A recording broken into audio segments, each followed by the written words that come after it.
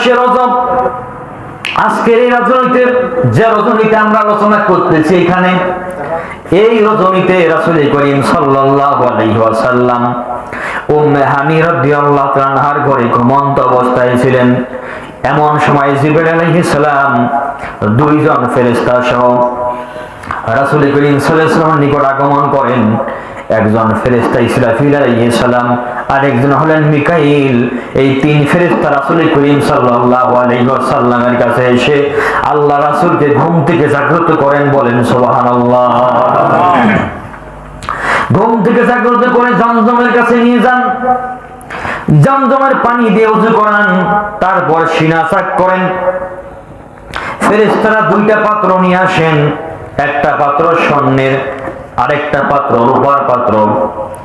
আল্লাহ রাসূলের সিনা চাক করে ওপেন হার্ট সার্জারি করে আল্লাহ রাসূলের একটা পাত্রের ভিতরে কলবটাকে রাখলেন, দিলটাকে রাখলেন, আর একটা পাত্রের ভিতরে ঈমান এবং ইহসানকে রেখে জমজমের পানি দিয়ে ধুয়ে আবার লাগিয়ে দেন। বলেন সুবহানাল্লাহ।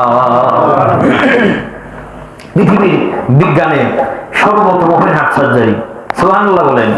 এর আগে পৃথিবীর কারো ওপেন হার্ট সার্জারি হয় নাই। বিজ্ঞানীরা এই গবেষণা থেকে তারা ওই ওপেন হার্ট সার্জারিটা আবিষ্কার করলো। বলেন সুবহানাল্লাহ। এবার বরাক নিয়ে আসলেন। বরাকের সামনে জিবরাইল আলাইহিস সালাম, মাঝখানে রাসূল করিম সাল্লাল্লাহু আলাইহি ওয়াসাল্লাম, পিছনে মিকাইল আলাইহিস সালাম। তিনজনে রওনা হলেন, যাওয়া শুরু করলেন। কিছু দূর যাওয়ার পরে জিবরাইল বলেন, নিচের দিকে তাকান। রাসূল করিম সাল্লাল্লাহু আলাইহি ওয়াসাল্লাম নিচের দিকে তাকিয়ে দেখেন একটা সাদা জমিন দেখা যায়। সেখানে নামলেন, নেমে 2 রাকাত নামাজ আদায় করলেন। নামাজ আদায় করার পরে রাসূল করিম সাল্লাল্লাহু আলাইহি ওয়াসাল্লাম দেখেন অনেকগুলো খেজুর গাছ দেখা যায়। হুজুর জিজ্ঞেস করলেন, এটা কোন জায়গা? জিবরাইল বললেন, এই জায়গার নাম হচ্ছে ইয়াসরিব।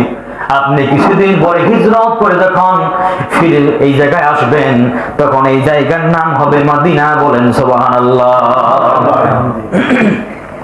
আবার রওনা করলেন, যাওয়া শুরু করলেন। যাইতে যাইতে হঠাৎ একটা বৃদ্ধ লোক রাসূল করিম সাল্লাল্লাহু আলাইহি ওয়াসাল্লামকে ডাক দিয়ে বলে, হে মুহাম্মদ, এই দিকে আসো। জিবরাইল বলেন, আপনি তার ডাকে সাড়া দিয়েন না, সামনে যেতে থাকেন। আবার সামনে যেতে লাগলেন। কিছু দূর যাওয়ার পরে দেখেন একটা বুড়ি পড়ে যায় ভাব, দুর্বল আকৃতির বুড়ি। সেও রাসূলকে ডাক দিল, কিন্তু তিনি ডাকে সাড়া দিলেন না, সামনে চলতে লাগলেন। সামনে গিয়ে দেখেন একটা সুন্দরী রানী, রমণী, সুন্দরী মহিলা। এই সুন্দরী রমণী ডাক দিল, তিনি তার ডাকেও সাড়া দিলেন না, তার দিকে তাকালেন না। জিবরাইল বলেন, সামনের দিকে যান। আবার সামনে গেলেন, যাওয়ার পরে নামার জন্য বললেন, নামলেন। নামার পরে 2 রাকাত সালাত আদায় করলেন, নামাজ আদায় করলেন। নামাজ শেষ করে জিজ্ঞেস করলেন, জিবরাইল এটা কোন জায়গা? জিবরাইল আলাইহিস সালাম বলল, ইয়া রাসূলুল্লাহ, এই জায়গাটা হচ্ছে তুর পাহাড়, যেখানে মুসা আলাইহিস সালাম আল্লাহর সঙ্গে সরাসরি কথা বলেছেন। বলেন সুবহানাল্লাহ। নামাজ শেষ করে আবার রওনা হলো, সামনের দিকে যাওয়া শুরু করলেন। যাইতে যাইতে হঠাৎ আরেক জায়গায় বরাক নামলো, সেখানে নামাজ আদায় করলেন। নামাজ শেষ করে জিজ্ঞেস করলেন, এটা কোন জায়গা?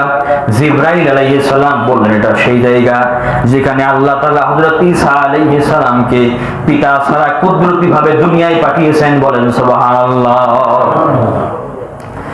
বরাক আবার যাওয়া শুরু করলো।